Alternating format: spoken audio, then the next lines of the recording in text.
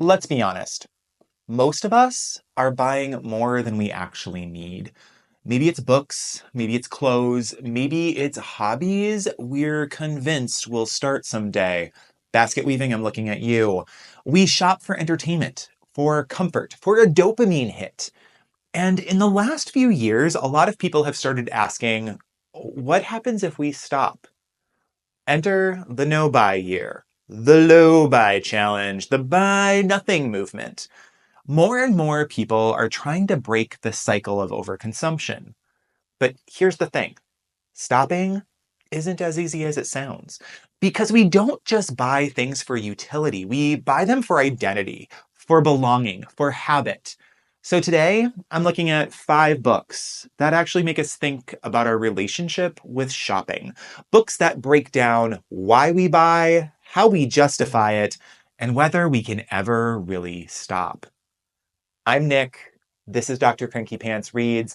And if you've ever justified buying 5 books because I had a coupon, you're in the right place.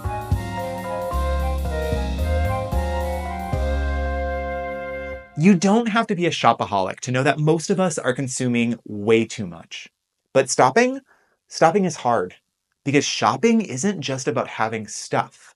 It's about the little rush of something new. It's how we celebrate milestones, how we cope with stress, how we signal who we are. And in places like BookTube, BookTalk, and Instagram, where consumerism is literally baked into the culture, it's easy to feel like buying less means missing out. But what if we actually examined our spending habits? What if we asked ourselves, how did we get here? Why do we keep buying? Who benefits from our spending? And what happens if we actually stop? These 5 books unpack all of it. History, psychology, status, sustainability, and personal habit change. So let's dig in. We're going to start with book number 1. This monster here is The Empire of Things, which helps us get at the question, how did we get here? Do you ever look around your house and wonder, where did all this stuff come from? Like, you swear you're a reasonable person, and yet somehow you own 3 almost identical tote bags, 5 half-used notebooks, and more books than you could realistically read in 5 years. How did this happen? Frank Trentmann's Empire of Things has the answer. This isn't just a book about stuff. It's about how we became the kind of people who feel like we always need more. It's about the evolution of consumerism and how we got to this moment. Because consumerism didn't just happen. It wasn't some natural evolution where we all woke up one day and thought, you know what my life needs? More throw pillows and a 4th copy of Pride and Prejudice with special sprayed edges. No, we were trained this way, and it started centuries ago. Back in the 17th century, being rich meant owning porcelain, silk, and fine silverware, things that served no real purpose except to say, look how important I am.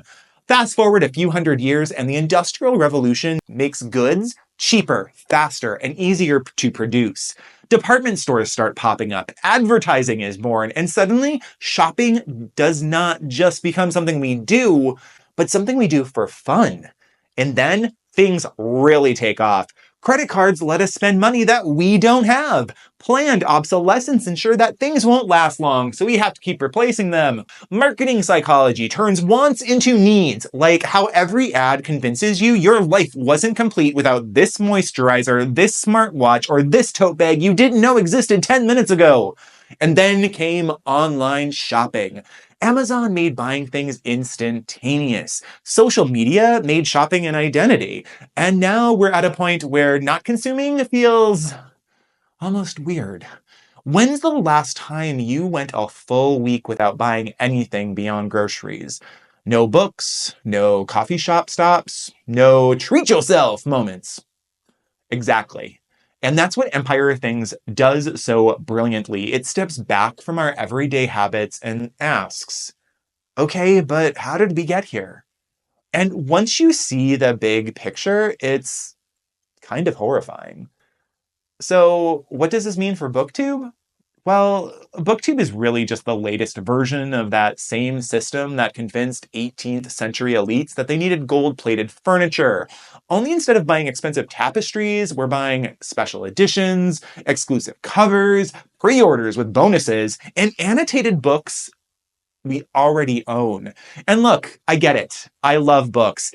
I like a special edition, but at some point we have to ask, are we reading books or just collecting them?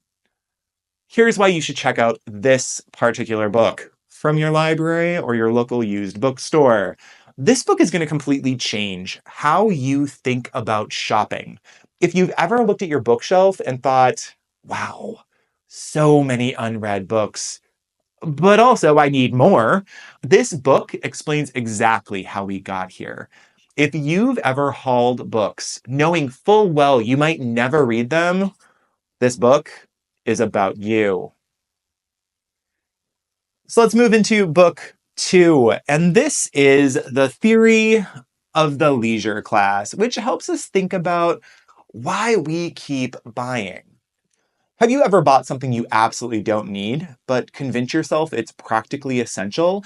Like you already have a perfectly good tote bag, but this one has books on it. Or maybe you own a hardcover, but the paperback, it's got a different cover and deckled edges.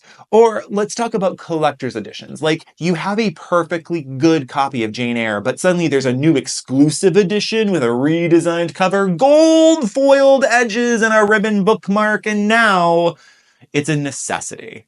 And this is where Veblen comes in. Back in 1899, before TikTok hauls, before BookTube bookshelves, and even before Barnes & Noble collectible editions, Thorstein Veblen coined the term conspicuous consumption, which is kind of why we buy things that make no sense.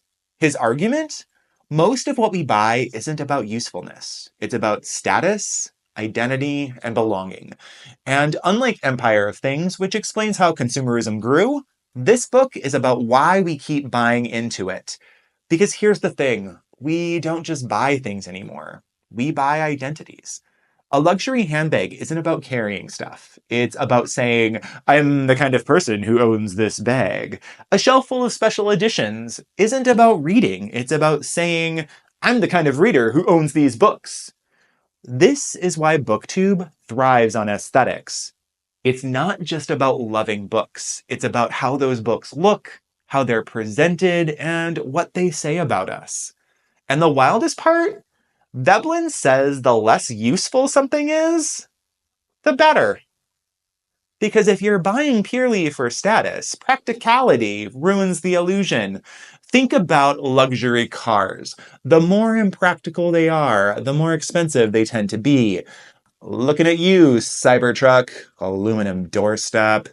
This is why bookshelves on BookTube are filled with pristine, untouched books, because if they actually looked red, it wouldn't fit the vibe. And Veblen was calling this out over 100 years ago. What does this mean for BookTube? It just means that BookTube isn't just a place for book discussions anymore. It's a marketplace. Not officially, of course, but when we see monthly hauls, unboxings, special edition collections, and bookshelf tours, it reinforces this idea that reading isn't just about books. It's about ownership. Book spending has become a performance. Like, tell me why I can justify a book if I think this would look great in my next video. The irony? Veblen says this exact thing happens in every status-driven culture. Rich people in the 1800s built massive libraries of books they never read because it made them look intelligent and cultured. Now, we build aesthetic bookshelves and film tour videos. Different time, same concept. And it's not that buying books is bad. It's that we should be honest about why we're buying them. If we can see how consumerism operates within BookTube, we can start asking, am I buying this because I want to read it? Or am I buying it because I want to be seen reading it? You should read this book because this book will ruin your ability to justify impulse buys. If you've ever bought a book not to read, but because it looked good on your shelf, Veblen has something to tell you. If you want to know why we spend money to feel like better people, this book explains it and might even save you some money. Let's move on to book 3, which is Consumed. We've talked about why we buy. Now let's talk about who pays the price when we do. Because for most of us, shopping is convenient. Click a button, get a package. New book, new tote bag, new scented candle called Rainy Library Afternoon. What even is that? And here's the thing. Just because it's cheap and easy for us doesn't mean someone else isn't paying for it. Barber's Consumed rips the curtain back on what actually happens before our impulse purchases land on our doorstep. And it's not pretty. It explores why cheap books and merch aren't actually cheap, because here's a fun fact. The publishing industry thrives on artificial scarcity. Think about all those exclusive pre-orders, limited print runs, one-time only special editions. They exist to make us feel like we have to buy now or risk missing out forever. And that's just books. Let's talk about the bookish merch. How many bookstore bags do we actually need? My answer? 4. How many novelty bookmarks do we impulse buy, knowing full well we'll just use an old receipt instead? It's all designed to make us consume, and consumed makes one thing painfully clear. Our spending habits aren't just about us, because cheap, fast, and easy usually means that someone, somewhere is being exploited. Fast fashion? Built on underpaid labor and mass production. Mass market bookish merch? Same deal. And then there's the environmental cost. For every book we buy, every tote bag we grab, every novelty bookmark we impulse add to our cart, they all take resources. Multiply that by millions of readers worldwide, and suddenly books aren't just objects. They're part of a much bigger system of consumption that affects the planet. BookTube is obsessed with supporting the industry.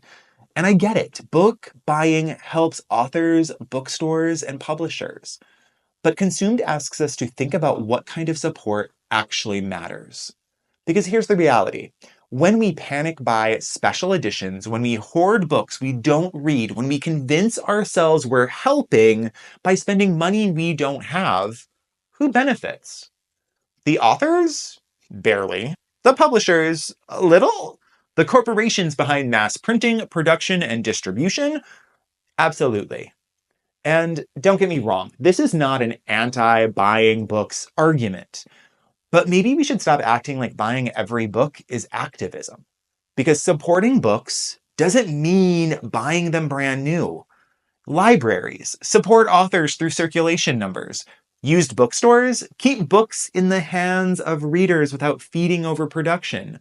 Digital lending, another way to read widely while limiting waste. Instead of buying every special edition, what if we actually read the books we were excited to buy? Or were perfectly fine with just one edition? Because, let's be honest, a read book does more for an author than a forgotten one. Consumed is a book that won't guilt you. It will make you pay attention. If you've ever panic bought something because it was limited edition, this book might ruin your life, but in the best way. If you want to feel really good about using your library, also, this book is going to help you do that. So let's move on to book number 4, which is The Day the World Stops Shopping, which helps us answer the question, what happens when we consume less? Okay, we know that consumerism is a problem. We buy too much, waste too much, and convince ourselves it's all fine. But let's ask a radical question. What if we just stopped? Not forever, not some extreme anti-capitalistic fantasy, just what if we all consumed just a little less? J.B. MacKinnon's The Day the World Stops Shopping isn't about finger-wagging minimalism. It's about what actually happens when we step off the treadmill of constant consumption. And here's the wild part. we don't just save money. We just don't buy less stuff. We actually start living differently. So what do we gain when we buy less? MacKinnon explores real-life examples of what happens when societies reduce consumption. And the most surprising result? People aren't just fine. They're happier. They have more free time. They feel less stressed. They rediscover community, hobbies, and creativity.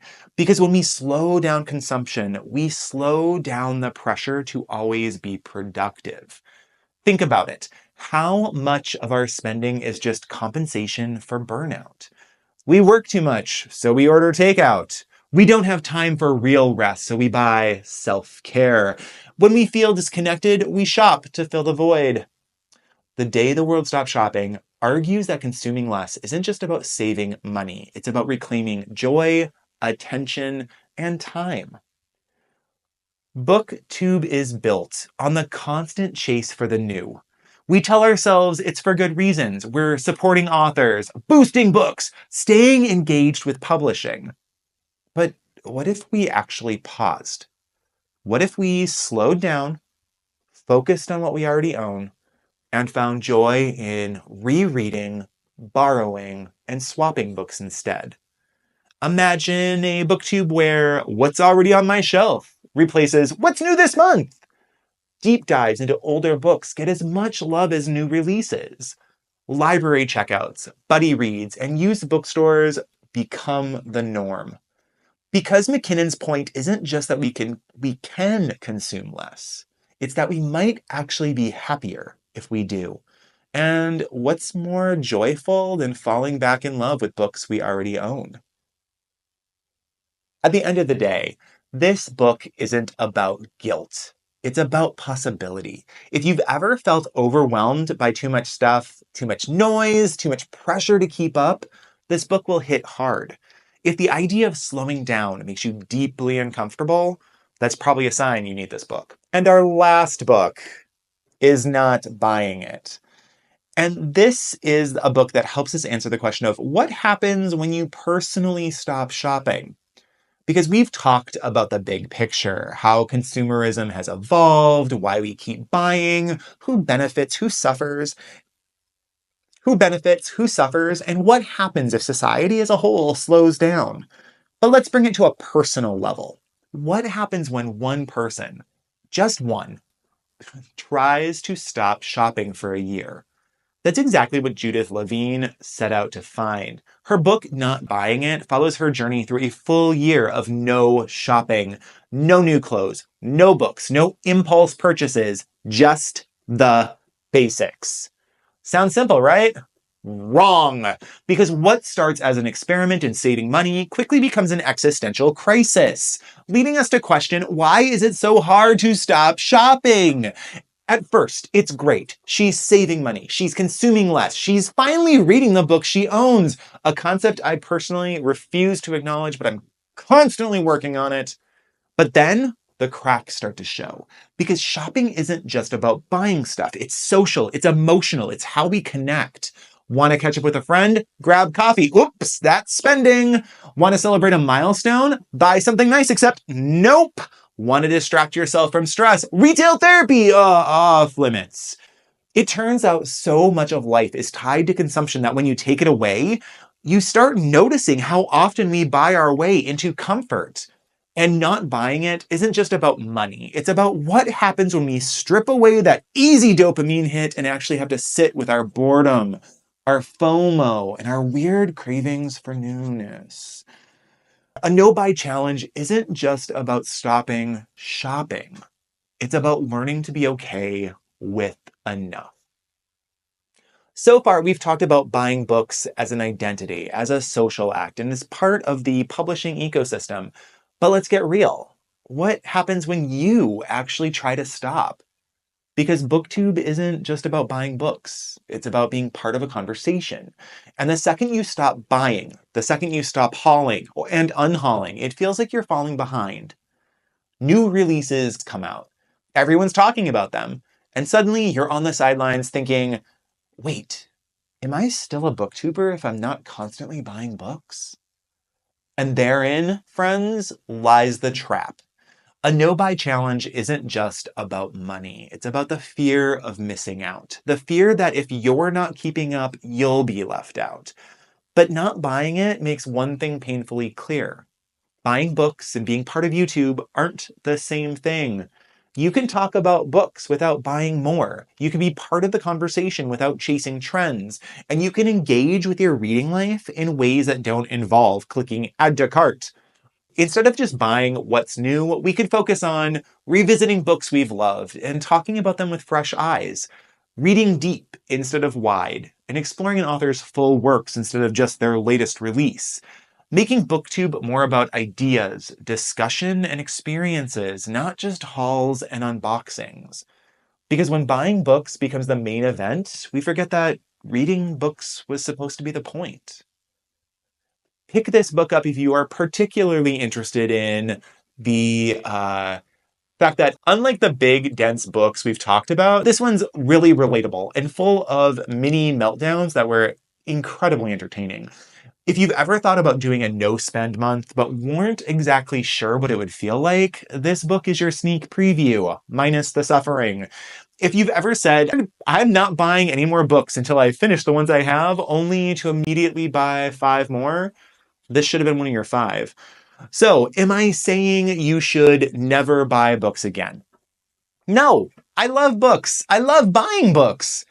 I also love not pretending that I'm above consumerism, because let's be honest, I'm over here talking about not shopping while still hoarding bookstore tote bags and somehow finding new bookmarks in my house like they multiply overnight. So yeah, I'm a work in progress. But I do think it's worth asking. How much of our spending is actually about what we need, and how much is just habit?